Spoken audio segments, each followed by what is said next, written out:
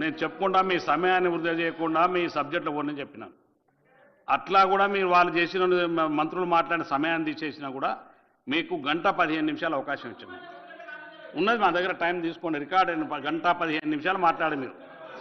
అయినా కూడా మీ సబ్జెక్ట్ ఇప్పుడు మీకు 5 నిమిషాలు మీరు కంక్లూడ్ చేయండి దయచేసి ప్లీజ్. ఎందుకంటే అన్ని రాజకీయాల పక్షం అందరు సభ్యులు మాట్లాడవలసి ఉంది, చాలా సబ్జెక్ట్ ఉంది కాబట్టి దయచేసి మీరు 5 నిమిషాలు కంక్లూడ్ చేయండి ప్లీజ్.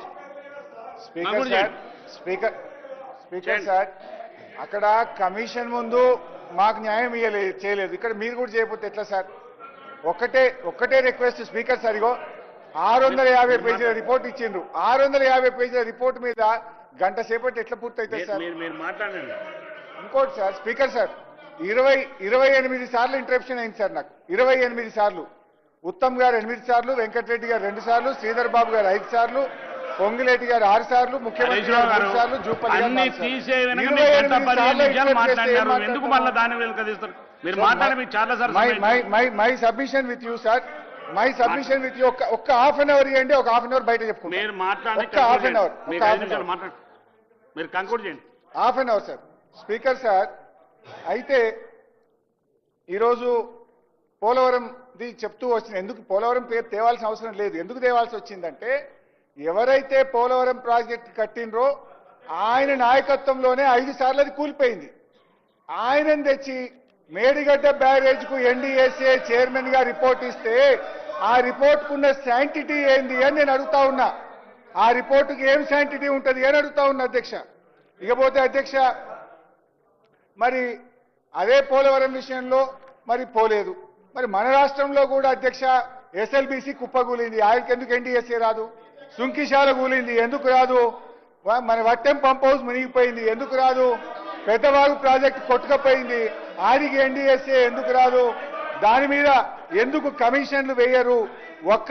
ఒక్క మేడిగడ్డ మీద మాత్రమే ఎందుకు ఇంత కక్ష అని చెప్పి ఈ రాజకీయమైన కక్ష అని నేను అడుగుతా ఉన్నా అధ్యక్ష. ఈరోజు ఒక విషయాన్ని మీరు చెప్పాలి అధ్యక్ష.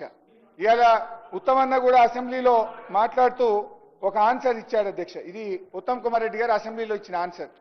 కోదండ రామ్ గారు అడిగారు ఏమని కౌన్సిల్లో, whether it is fact that experts opinion that Sundilla and Annaram barrages may also collapse as Medigadda barrage.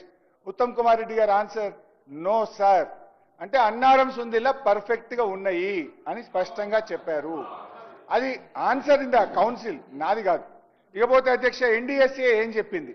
NDSA page number 22లో ఏం చెప్పిందంటే, after obtaining the results from various investigations and an opinion of expert committee, the restoration of block 7 of Medigadda will be taken up and the barrage will be under operation. స్పష్టంగా చెప్పింది NDSA, 7th బ్లాక్ను మీరు నిర్మించి దాన్ని operation లోకి తెచ్చుకోండి అని చెప్పింది. అధ్యక్ష 1,00,00,000 కోట్లు అంటారు అధ్యక్ష. ఇవాళ వాస్తవానికి కాళేశ్వరం అంటే ఏంది అధ్యక్ష?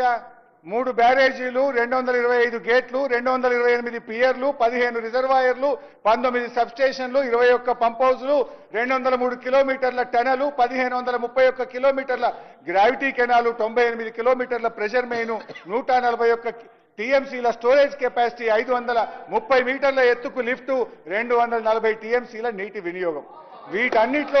వీటన్నిట్లో అధ్యక్ష 1531 కిలోమీటర్ల గ్రావిటీ కెనాల్ పర్ఫెక్ట్ ఉంది, 203 కిలోమీటర్ల టనల్ పర్ఫెక్ట్ ఉంది, 21 పంప్ హౌజులు పర్ఫెక్ట్ ఉన్నాయి, 19 సబ్స్టేషన్లు పర్ఫెక్ట్ ఉన్నాయి, 15 రిజర్వాయర్లు పర్ఫెక్ట్ ఉన్నాయి, 3 బ్యారేజీల్లో అన్నారం సుందిల్లా పర్ఫెక్ట్ ఉంది.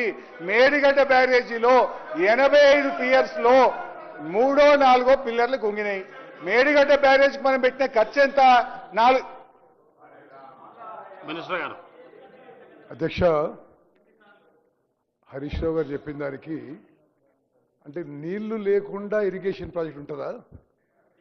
మీరు ఎన్ని టనల్స్ కట్టుకొని, ఎన్ని పైప్ లైన్స్ వేసుకొని, ఎన్ని సబ్స్టేషన్స్ వేసుకున్నా నీళ్లు లేకుండా అయితే ఇరిగేషన్ ప్రాజెక్ట్ ఉండదు. వాళ్ళే చాలా టైం అప్పుడు చాలాసార్లు అన్నారు, మేడిగడ్డ కాళేశ్వరం